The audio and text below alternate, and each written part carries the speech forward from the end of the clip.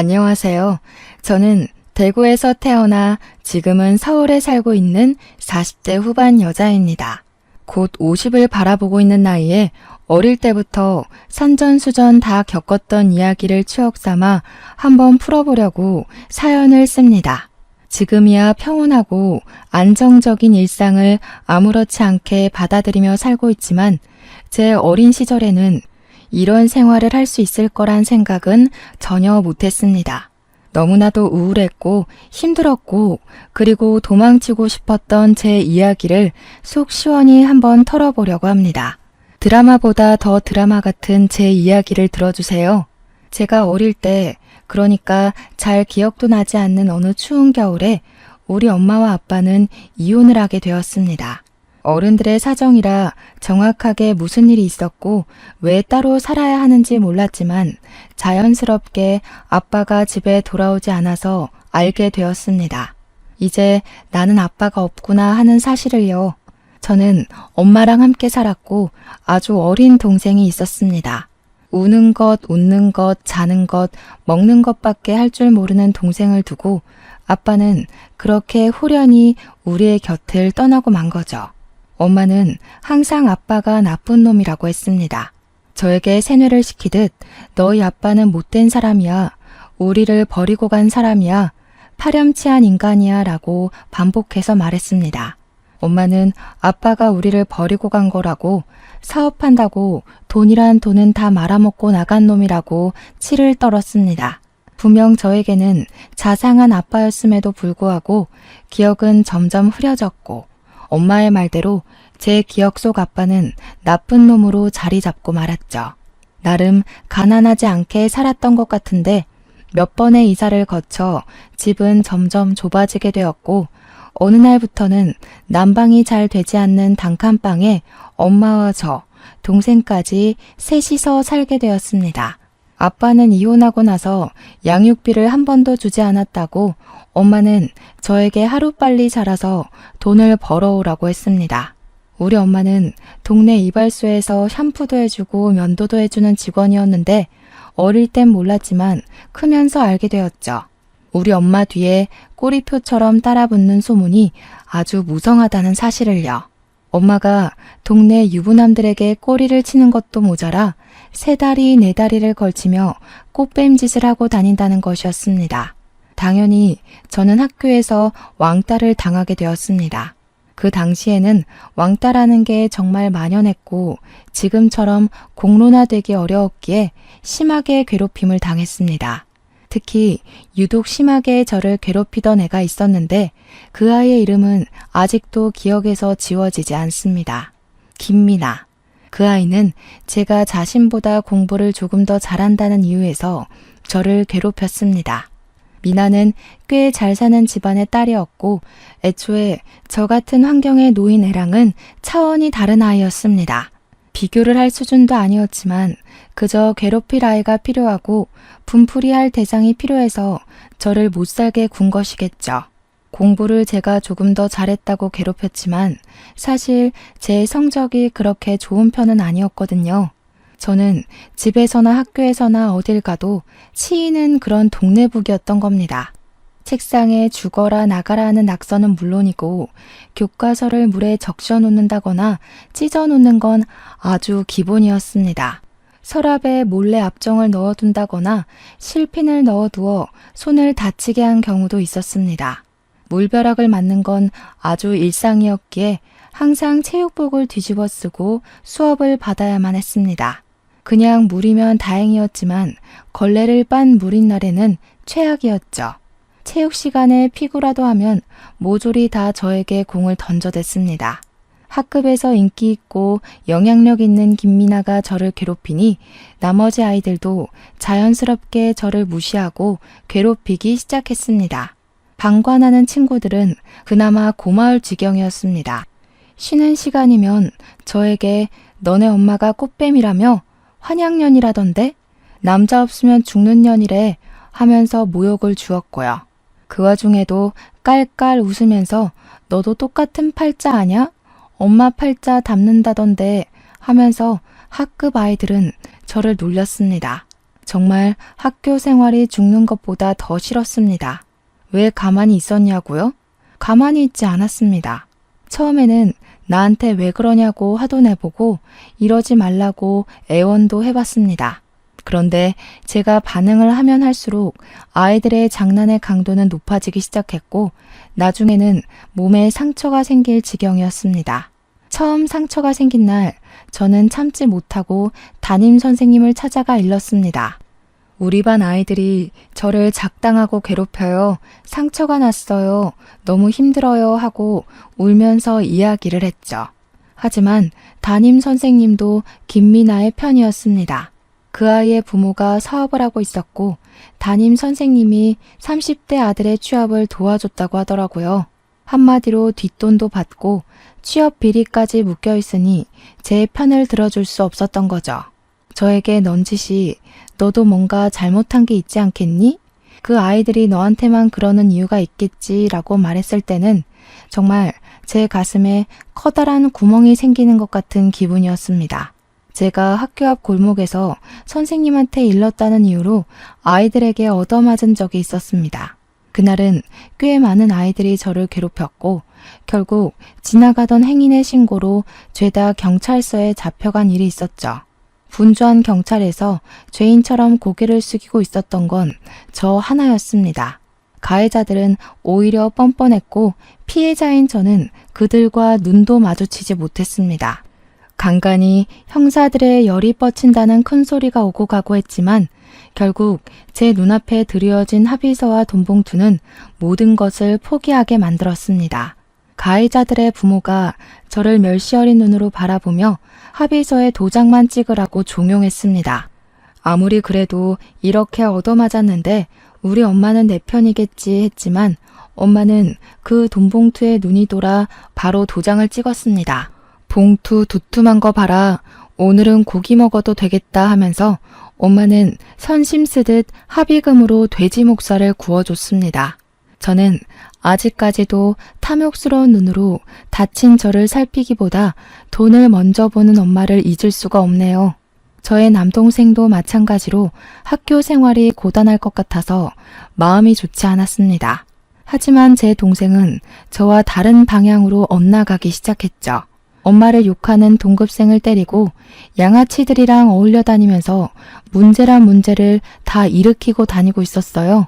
제가 피해자의 입장으로 경찰서를 갔다면 동생은 가해자의 입장으로 경찰서를 들락거렸죠. 엄마는 동생 대신 사죄를 하고 다니면서 저에게 책임을 전가했습니다. 도대체 넌 어디서 뭘 하고 지내길래 동생이 저렇게 엇나가는데 신경을 한번 안 쓰냐고요. 저는 이런 집안이 너무나도 지긋지긋했고 도망치고 싶었습니다. 동생은 결국 고등학교를 자퇴하고 허구한 날 동네 양아치짓 하고 다니다가 소년원에도 몇 번 가게 되었고요. 엄마는 동생이 소년원에 가고 집에 들어오지 않자 저를 버려둔 자식 취급하며 이 남자 저 남자 만나러 다니기 바빴습니다. 소문처럼 우리 엄마는 남자 없이는 못 사는 사람이었거든요. 저는 고등학교를 졸업하자마자 자의반 타의반으로 공장에 취직을 하게 되었습니다.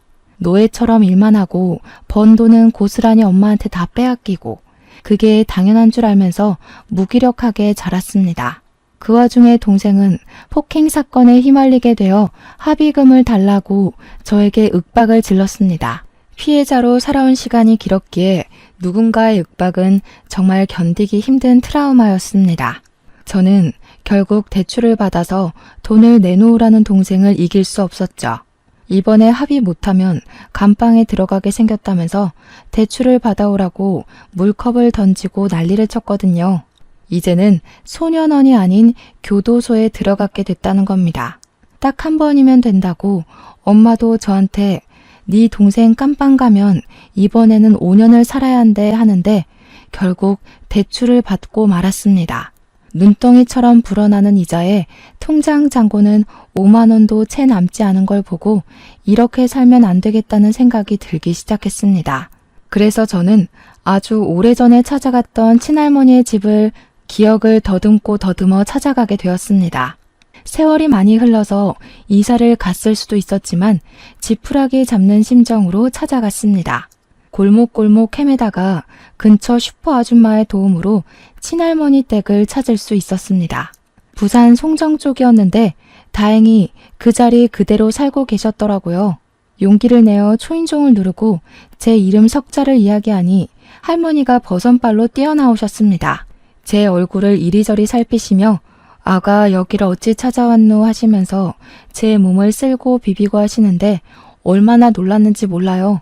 왜냐하면 엄마는 늘 아빠와 친가는 우리 모두를 버린 거라고 싫어한다고 했으니까요.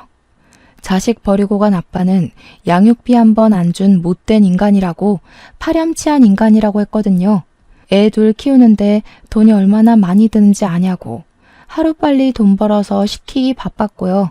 어항이 벙벙한 와중에 일단 집에 들어오라며 엄마는 어쩌고 왔냐고 묻는 할머니 말에 정신이 번쩍 들었습니다. 저는 있는 그대로 제가 살아온 나날에 있어 거짓 한 점 없이 할머니에게 이야기를 했죠. 공장에서 일을 하면서 생활비를 벌어오고 있는 것. 엄마는 나를 돈 벌어오는 기계 그 이상도 이하도 생각하지 않는다고요. 동생은 소년원에 들락날락하고 집에도 잘 들어오지 않아서 어디서 뭐하고 사는지 모른다는 것까지요. 사는 게 버거워서 죽기 직전에 용기 한 번 내서 찾아오는 거라고 말했습니다. 그러니 할머니가 제 손을 잡고 막 엉엉 우시는 게 아니겠어요. 아빠한테 연락을 넣어놨으니 저녁에는 도착할 거라고 하는데 아빠가 왜 날 보러 온다는 거지? 하는 생각이 들었죠. 아빠는 저 안 보고 싶어 하잖아요. 양육비도 한 푼 안 줬다면서요. 하니까 할머니가 화들짝 놀라시더라고요. 어디서 그런 오해를 하고 찾아온 거냐고. 이혼할 당시에 할머니랑 아빠가 대출까지 받아서 양육비를 한 번에 지급하고 왔다는 겁니다. 저만큼은 아빠가 키우겠다고 박박 우겼는데 엄마가 죽어도 안 된다고 해서 데리고 간 거라고요. 저는 울면서 말했죠. 그런 사람이 왜 한 번을 찾아오지 않았냐고요. 그랬더니 찾으려고 몇 번이고 찾아갔는데 이사가가 없었다고 엄마가 못 만나게 했다는 겁니다. 우리가 보고 싶어 하지 않는다고 했다면서 아빠 필요 없다고 하지 않았냐고 하시는데 딱 봐도 오해가 너무나도 많이 쌓여있더라고요. 그날 저녁 정말로 아빠가 왔고 10년이 넘는 세월이 지난 뒤 아빠를 만나게 되었습니다. 아빠는 눈물을 흘리며 저에게 그동안 잘 지낸 거 맞냐고 얼굴이 왜 이렇게 상했냐고 다정하게 물어오셨어요. 저는 했던 말을 또 반복하며 아빠가 너무 보고 싶었다고 힘들었다고 이야기를 했죠. 그러니 아빠가 이제 성인이고 하니까 엄마 집에서 나와서 아빠랑 같이 살자고 하셨습니다. 엄마의 바람기로 인해 이혼을 했고 그 길로 대구를 떠나서 서울에 자리를 잡았다고요. 사업이 운 좋게 잘 풀려서 지금은 떡하니 중소기업 하나를 운영하고 있다는 겁니다. 하청도 많이 주고 엄청나게 성장을 했다며 하는 일이 뚜렷하지 않으면 아빠 밑에서 일을 배우라고 했어요. 저는 뒤도 돌아보지 않고 그 길로 아빠를 따라 서울에 갔습니다. 이렇게 일이 슬슬 풀릴 줄 알았다면 진작에 아빠를 찾아갈 걸 그랬다고 몇 번이고 후회를 했죠. 서울에 도착해서 저는 정말 너무 놀랐습니다. 대구에서 주택 반지하에 새들어 살 때랑은 너무나도 다른 환경이 저를 기다리고 있었기 때문이었어요. 한강이 보이는 고층 아파트에 집도 대리석으로 삐까뻔쩍했습니다. 아빠가 혹시라도 새 장가를 들진 않았을까 걱정이 되어 물어보니 그건 아니라고 고개를 절레절레 저으셨어요. 언젠가 자식들이 찾아올지도 모른다는 기대를 하고 있었다면서 저를 기다리고 있었다고 말해주셨습니다. 그동안 지낸 이야기를 천천히 빠짐없이 이야기를 해달라고 하길래 한 3일 정도를 아빠가 퇴근하고 돌아오면 잠도 안 자고 밀린 이야기를 했어요. 나눌 이야기가 별로 없을 거라고 생각했는데 막상 입을 열고 나니 본물 터지듯 말이 나오더라고요. 학교 생활을 하면서 치욕스러운 일을 당했던 것, 동생이 사고치고 다니던 것, 엄마가 허구한 날 남자 만나느라 바빠서 가정은 신경도 쓰지 않았던 것까지 모조리 다요. 아빠는 한숨만 푹푹 쉬면서 저를 위로했습니다. 결국 그렇게 개차반으로 살고 있을 줄 알았다고. 너라도 내가 데리고 나왔어야 했는데 미안하다고요. 아빠한테 혹시 동생도 기다리고 있었냐고 동생은 지금 어디서 뭘 하는지 모르겠다고 하니까 그저 씁쓸하게 웃으셨어요. 왠지 더 물어보면 안 될 것 같은 초연한 분위기가 흘러 더 이상 동생 이야기는 하지 않았습니다. 아빠는 저에게 지금이라도 하고 싶은 것이 있냐고 물었습니다. 며칠 고민을 해봐도 딱히 뭘 해야 할지 모르겠어서 솔직하게 이야기를 하니 아빠가 대학을 가보는 게 어떻겠냐고 물어보았습니다. 대학이라니 너무나도 높은 문턱인 것 같아서 처음에는 아니라고 고개를 저었지만 며칠이 지나니 궁금하더라고요. 대학에 가면 다들 어떤 생활을 할까? 정말 TV, 영화에서 보는 것처럼 그런 느낌일까? 하는 궁금증이요. 저는 결국 재수학원을 등록하게 되었고 수능을 준비하게 되었습니다. 몇 년 동안 공부를 하지 않았으니 머리가 잔뜩 굳은 느낌이었지만 열심히 하니까 또 들어오긴 하더라고요.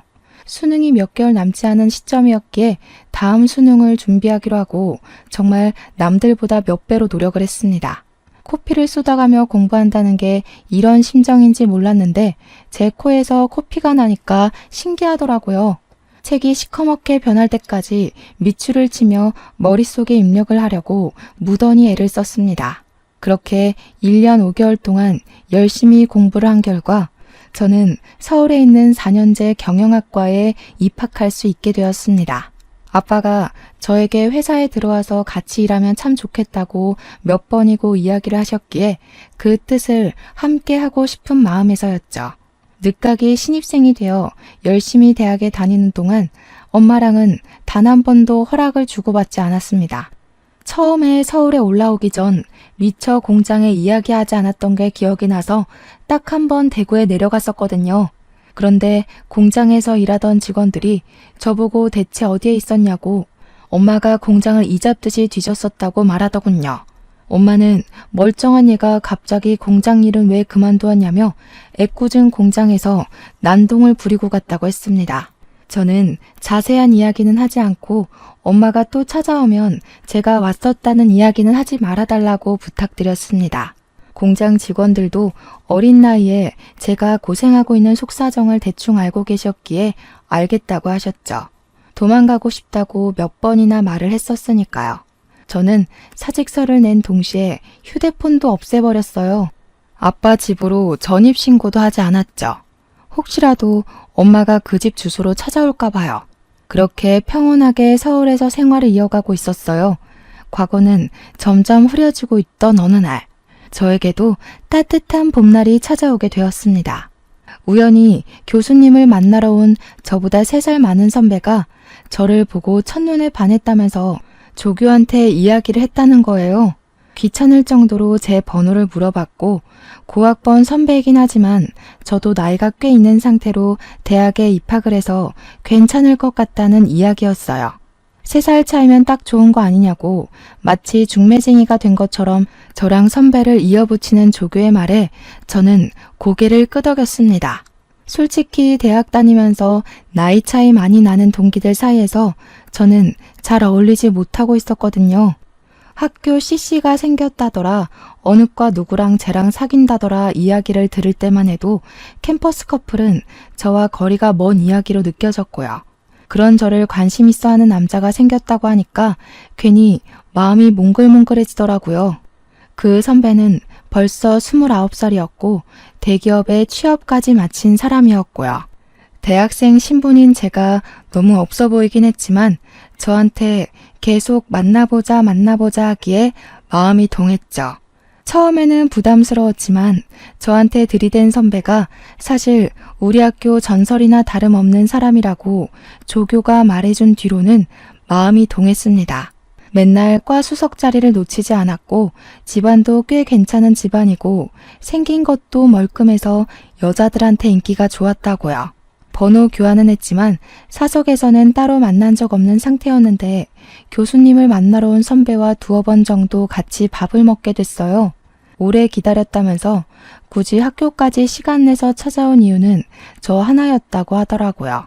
교수님 만나러 왔다는 것도 다 거짓말이었다고 자기랑 연애하자고 하는데 저도 활짝 웃었어요. 연애를 하면서부터는 세상이 달리 보이더라고요. 이 좋은 걸 왜 이제야 시작했지 하는 생각도 들었고요. 선배가 저를 애지중지하는 것도 너무나도 좋았습니다. 맹목적인 사랑은 받아보는 게 처음이거든요. 이 선배랑은 모든 게 다 처음 하는 거라 즐거웠어요. 과수석답게 모든 시험의 족보를 다 가지고 있어서 덕분에 제 성적을 유지하는 데도 도움이 많이 되었죠.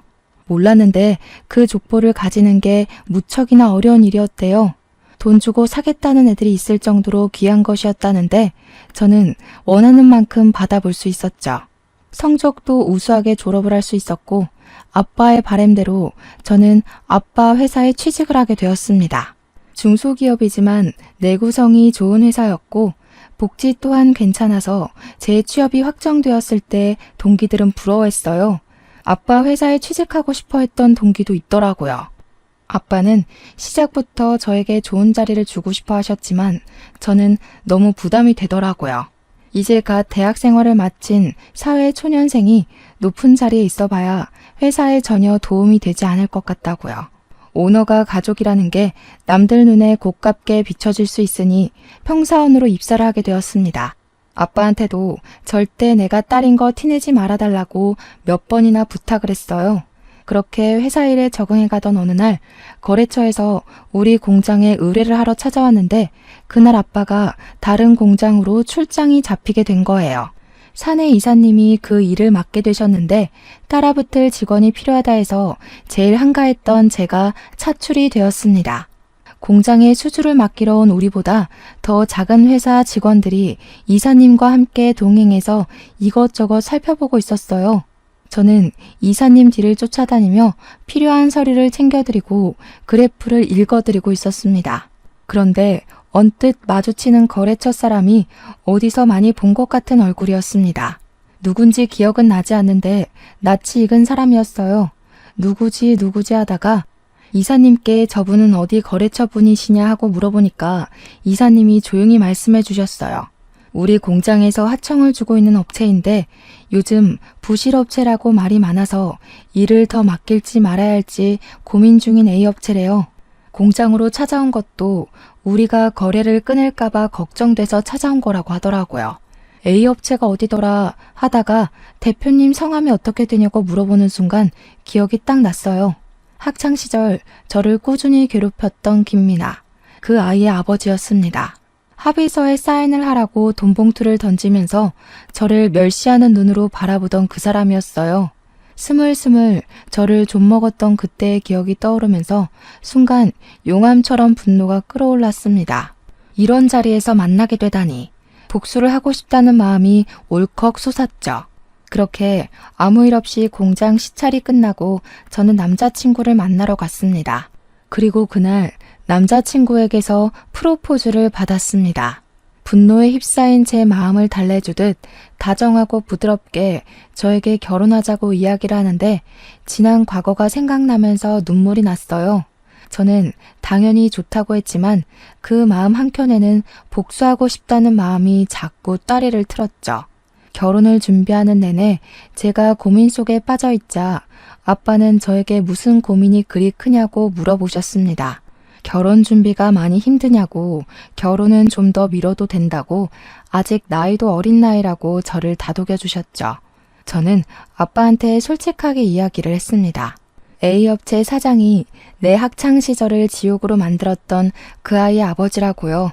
좋은 것만 생각해야 할 시기에 복수하고 싶은 마음이 자꾸 들어서 미칠 것 같다고 말했어요.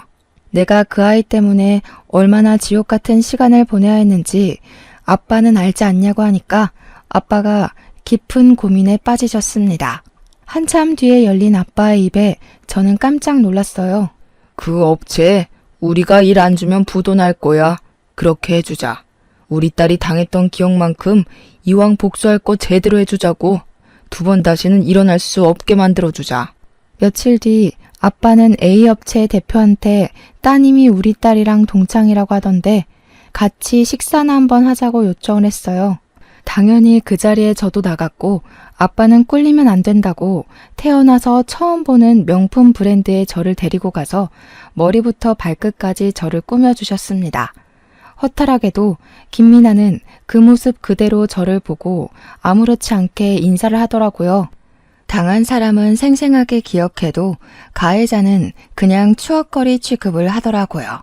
어머, 이런 데서 다 만나고 세상 좁다. 그치? 우리가 친하진 않았지만 그래도 동창이니까 너무 반갑다. 역시 세상은 학연, 지연, 혈연이라고 하잖아. 우리 아빠 공장 좀 잘 봐줘. 저는 벼르고 있었던 그 말을 뱉을 기회가 찾아온 거죠. 뻔뻔하게 저한테 저런 부탁을 하는 김미나의 얼굴에 침이라도 뱉을 기세로 이야기를 했습니다. 내가 제일 싫어하는 게 학연, 지연, 혈연이야. 너 같은 거랑 학연으로 묶인 게 얼마나 지옥인지 가해자는 모르지? 아저씨, 저 기억나세요? 저한테 돈 봉투 들이밀면서 합의하라고, 서로 좋게 좋게 가자고 눈가에 멍든 저를 보면서 혀 끌끌 찼던 거 기억 안 나세요? 그랬더니 그제서야 모든 기억이 난 건지 김미나네 아버지의 표정이 싹 굳었습니다. 김미나 또한 부들부들 떨면서 저한테 아직도 그런 걸로 꽁에 있냐고 하더라고요. 그때 들어있던 합의금이 꼴랑 50만 원이었거든요. 미리 준비해둔 흰 봉투에 50만 원을 넣어왔었어요. 그 봉투를 부녀 앞으로 던졌습니다. 이거나 먹고 조용히 떨어지세요. 부도 처리될 거 준비 잘하시고 그나마 학연으로 묶여서 경고하는 거니까 고마운 줄 알아. 그러자 아빠가 그 부녀를 보면서 경고하듯이 이야기를 했습니다. 다 너희들이 쌓은 업보라고 평생 속죄하고 살으라고 했습니다. 그 어린 나이에 치기 어린 질투로 한 행동이라고 하기엔 너무나도 내 딸이 받은 상처가 크다고요. 그러면서 우리 공장에 지불해야 할 미납금을 한시라도 빨리 갚아주길 바란다고 덧붙이셨습니다. 김미나네 아버지는 그런 법이 어디 있냐고 다시 한번 생각해달라고 애원했지만 아빠는 바로 거래를 끊어버렸습니다. 당연히 미납금 지급 소송도 거셨고 김미나네 집은 한순간에 부도 처리가 되고 차압 딱지가 붙었다고 했습니다. A 업체에 다니던 노동자들에게 아빠가 뒤에서 몰래 도와줘서 단체로 임금 미지급 소송도 걸리고 노동청을 제 집 드나들듯 다녔다고 해요. 이렇게 손쉽게 한 사람의 모든 걸 무너뜨릴 수 있는 거구나 하는 허탈한 생각도 들었습니다. 그렇게 복수를 하고 나니까 알터니가 빠진 것처럼 속이 시원해지더라고요. 모든 사건을 알게 된 예비 신랑 또한 저에게 잘했다고 칭찬을 해주었습니다. 그렇게 우리는 본격적으로 결혼 준비를 시작했고 저는 끝까지 대구에 있는 엄마와 동생에게는 알리지 않았죠.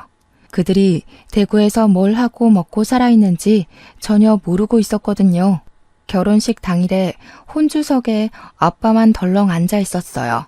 시댁에서는 저의 모든 사정을 알고도 내색하지 않았고 저를 가족으로 받아주셨습니다. 솔직히 가정 환경 때문에 반대하실지도 모른다는 불안한 마음이 있었거든요. 아무래도 정상적이진 않았으니까요.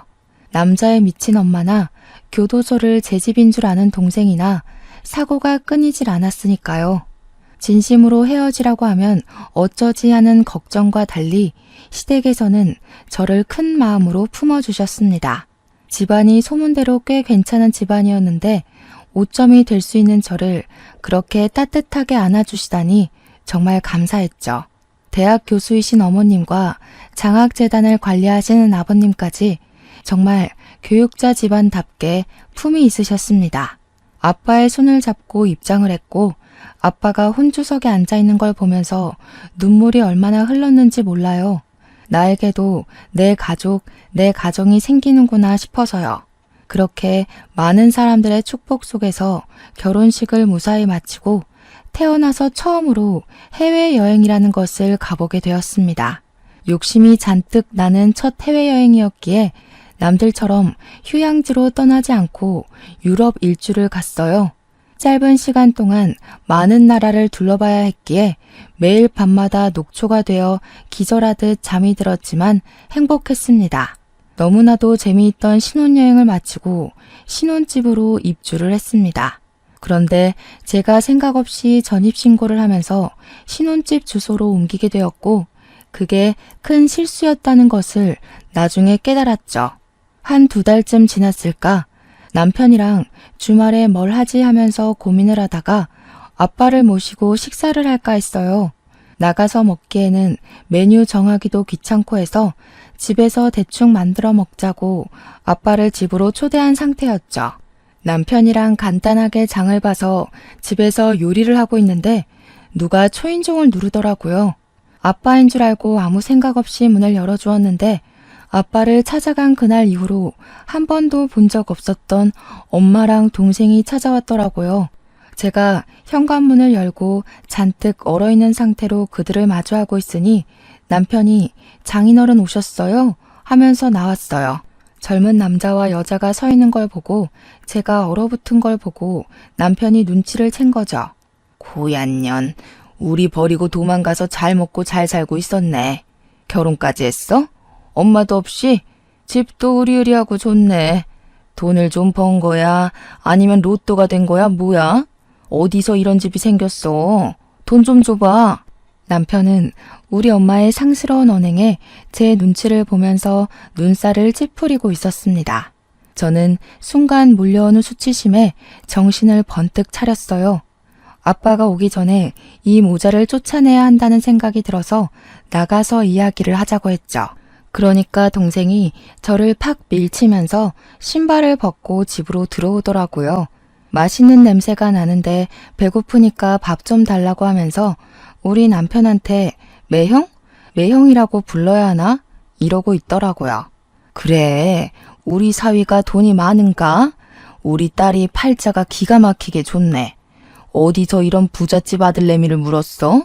얘, 너는 부모 없이 결혼하면 시댁에 책 잡히는 거 몰라서 그런 짓을 해? 내가 부모가 없긴 왜 없어? 나 아빠 있어. 제가 아빠를 입에 올리자마자 엄마는 제 뺨을 사정없이 후려쳤습니다. 악소리를 내면서 벌겋게 부어오르는 뺨을 만지자 남편이 놀래서 저에게 달려왔어요. 이게 무슨 짓이냐고 당장 나가라고 소리치는 남편의 말은 들리지도 않는지 엄마는 저를 노려보고 있었습니다. 저도 지지 않고 같이 노려봤어요. 제 나이가 몇인데 엄마랑 헤어진 지가 몇 년인데 아직까지 그 어린아이로 보고 있는 건지 저는 더 이상 무서울 게 없었습니다. 저에게는 든든한 아빠도 우직한 남편도 함께 있었으니까요. 너 집 나가서 찾아간 게 네 아빠야? 그 사람이 어떤 파렴치한 인간인지 다 알면서 거길 찾아갔다고? 어떤 사람이 무슨 양육비도 대출받아서 일시불로 다 줬다는데 그 돈 어디다 날려먹고 나한테 돈 벌어오라고 종용을 한 거야? 네 아빠가 우리 버리고 떠난 건 사실이지 않니? 진실을 흐리려고 하지 마. 우리를 버리긴 뭘 버려. 엄마가 바람 펴서 떠난 거지. 그 말에 엄마는 아무 소리 하지 않고 부들부들 떨고 있었습니다. 철없는 남동생만 집 구경하느라 정신이 없어 보였어요. 우리 남편한테 가서 나 방 하나만 줘라 매형 이러고 있더라고요. 그 말을 듣자마자 제가 열이 뻗쳐서 소리를 꽥 질렀습니다. 당장 나가. 내 집에 발 디딜 생각하지 말고 꺼지라고. 나는 당신 같은 사람 엄마라고 생각해 본 적도 없으니까 나가. 아빠는 그럼 나한테는 땡전 한 푼 안 주고 누나만 몰래 챙겼던 거야? 서운하네. 이 집도 아빠가 해준 거야 혹시? 아빠 번호 좀 줘봐. 안 그래도 나 이번에 합의금 나가야 하는데 아빠한테 돈 좀 달라고 해야겠다. 아니면 누나가 줄래? 그 순간 아빠가 집에 들어왔습니다. 무슨 소란이 이렇게 크냐고 집에 들어왔다가 거실에 서 있는 엄마랑 동생을 보고 아빠의 표정이 딱딱하게 굳었습니다. 오랜 시간이 흘렀지만 한 번에 알아본 듯 했어요. 이 미친 옆팬네가 여기가 어디라고 찾아와? 내가 내 딸 집 온다는데 당신이 뭔데 상관이야? 우와, 아빠야? 얼굴도 기억 안 나서 몰라볼 뻔했네. 아빠, 나 진짜 서운하다. 어떻게 누나만 쏠랑 챙길 수 있어? 만나자마자 이런 얘기해서 미안한데 나도 솔직히 자식인데 챙겨줄 수 있잖아. 혹시 5천만 원만 해줄 수 있어? 돈 해주면 나는 누나 안 찾아올게. 내가 돈 나올 구멍이 없어서 누나 찾아온 거거든. 동생이 신이 나서 떠들고 있는데 아빠가 동생을 싸늘하게 쳐다보더라고요. 저를 처음 봤을 때랑은 너무나도 다른 반응에 저는 오금이 저릴 지경이었습니다. 저를 보고는 눈물을 뚝뚝 흘렸던 아빠였는데 동생은 거의 죽일 듯이 노려보고 있었어요. 아직까지도 애한테 말을 안 해줬어? 엄마는 누나를 이리저리 굴리면서 뭘 굳이 긁어 부스럼을 만드냐고 핀잔을 줬어요. 아빠는 거칠게 이마를 문지르면서 동생을 향해 이야기를 했습니다. 누가 네 아빠야? 너 내 자식 아냐? 네 친부한테 가서 돈 달라 그래. 내가 내 얼굴에 침 뱉기란 말을 안 하고 있었는데 이렇게 뻔뻔하게 굴면 나도 할 말은 해야지. 아빠의 폭탄 발언에 저도 남편도 바짝 얼어서 눈치만 보고 있었습니다. 내 친동생인 줄 알았던 동생이 알고 보니 반만 섞인 동생이라는 것이었습니다. 아빠는 잔뜩 흥분을 했는지 침까지 튀기며 모자에게 삿대질을 하면서 이야기를 했어요. 너 밖에서 싸질러 온 자식이라고. 너 크면서 점점 나를 닮은 구석이 없는 것 같아서 내가 유전자 검사해봤다. 내 친자식 아닌 거 알고 이혼한 거야 내가. 돈 필요하면 너네 친부 찾아가라. 아직 친부가 누군지도 모르지? 네 엄마가 일하던 이발소 사장이 너네 아빠다. 그 말에 저는 소리를 꽥 질렀습니다. 그 이발소 사장은 손버릇이 나쁜 놈이었고 느글느글하게 생겨서 도박쟁이였거든요. 아빠 말을 들어보니 이발소 사장이랑 동생의 얼굴이 묘하게 닮아 보이는 듯한 착각이 일었어요. 동생은 충격이라도 받은 건지 엄마를 향해서 이게 진짜야? 진짜야? 하고 있고 엄마는 찔리는 게 있는지 시선을 피하더라고요. 저도 순간 놀래서 아빠한테 혹시 나도 아빠의 친자식이 아닌 거냐고 하니까 아빠가 고개를 절레절레 흔들더라고요. 남편 앞에서 순간 쪽팔린 것도 잊어버리고 주저앉아 버렸습니다. 남편은 놀래서 저를 일으켜 주었고 아무런 걱정도 하지 말라면서 저를 토닥여 주었어요. 저는 정말 순식간에 일어난 출생의 비밀이 밝혀진 현장에서 정신이 쏙 빠졌죠. 내가 우리 딸만큼은 꼭 데려오고 싶었는데 그 시절 법이 참으로 고약했지. 애들은 엄마가 키워야 정서적으로 안정이 되니마니 아주 돈 벌어서 친권 꼭 찾아오겠다고 악착같이 일했다. 엄마, 진짜냐고. 내가 그 이발소 미친놈 자식이 맞냐고. 아빠가 말하는 거 다 구라지? 말 좀 해봐. 이발소 아저씨는 여전히 정신 나간 사람처럼 도박을 하고 술을 먹고 사고를 치고 다니는 것 같았습니다. 술 먹고 지나가는 사람들이랑 시비에 걸려서 경찰서를 자기 집처럼 들락날락하고 돈 노름하다가 빚도 진 거죠. 그 돈을 엄마가 그동안 갚아주면서 둘이 몰래 만나고 있었는데 그게 전부 까발려진 겁니다. 심지어 이발소 아저씨는 유부남이었거든요. 그러면 그 비가 어딜 가겠니? 뻔하지. 너도 그 미친놈 닮아서 맨날 경찰서 교도소 왔다 갔다 하는 거 아니니? 아씨, 그걸 왜 이제 말해, 쪽팔리게. 그리고 나랑 그 미친놈이랑 어디가 갔다는 거야? 아, 진짜.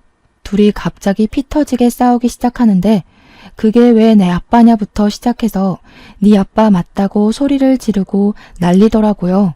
남편이랑 저랑 아빠는 그 사이에 이성이 찾아왔고 남편은 재빨리 경찰에 신고를 했습니다. 저는 두 모자에게 내 집에서 나가달라고 2번 다신 찾아오지 말라고 필요하다면 접근 금지 신청을 하겠다고 했어요. 아빠는 그 사이에 아는 변호사를 호출했고 두 모자는 가족끼리 너무한 거 아니냐고 갑자기 같이 살아온 정이 있지 않냐며 매달렸죠. 결국 경찰이 왔고 주거 침입으로 죄를 묻게 되었습니다. 초범이고 가족이라는 말에 훈방 조치가 되긴 했지만요. 며칠 뒤에 변호사와 이야기를 했고 접근 금지 신청을 할 수 있다는 긍정적인 답변을 받았습니다. 공장에 다니면서 몇 년 동안 벌었던 월급이 전부 엄마 통장으로 넘어간 내역도 있고 그날 주거 침입으로 훈방 조치된 기록도 있어서요. 접근 금지 요청을 했고 제 주소를 열람할 수 없도록 뒤늦게 처리도 했습니다. 하지만 이미 한번 우리 집에 와봤다고 남동생이랑 엄마랑 둘 다 번갈아 가면서 기웃기웃 하더라고요. 퇴근 시간에 맞춰서 불쑥 나타나서 돈 좀 빌려달라고 요구를 하는데 열이 받았습니다. 제가 두 모자에게 단단히 경고를 했어요. 내가 공장에서 벌어다 준 돈 전부 다 돌려주고 싶은 거 아니면 나타나지 말죠. 대출받아서 너 합의금 물어준 거 지금이라도 이자 붙여서 갚을 거 아니면 얼굴 들이밀지 말고. 누나, 너무한 거 아니야? 동생이 지금 교도소 잡혀가게 생겼다니까. 이번에 가면 나 진짜 오래 있어야 된다고. 내가 제일 싫어하는 게 뭔지 알아? 학연, 지연, 혈연이야. 내가 죽고 싶을 때 너네가 나한테 돈 빨아먹는 거 말고 해준 게 뭐가 있는데? 양심이 조금이라도 남아있으면 내 앞에 두 번 다신 나타날 생각하지 마. 나 지금 누구 하나 인생 종치게 하는 거 어렵지 않거든? 제 살벌한 말에 엄마도 동생도 잔뜩 쫄아붙었습니다. 늘 말없이 고개를 숙이고 다니던 착한 딸이 표독스럽게 몰아붙이고 있었으니까요. 엄마 어린 시절에 나를 돈 벌어오는 기계로 취급했지 내 편 들어준 적 한 번도 없었잖아. 합의금 꼴랑 50만 원에 눈 돌아서 내 아픔 같은 거 봐준 적 없잖아.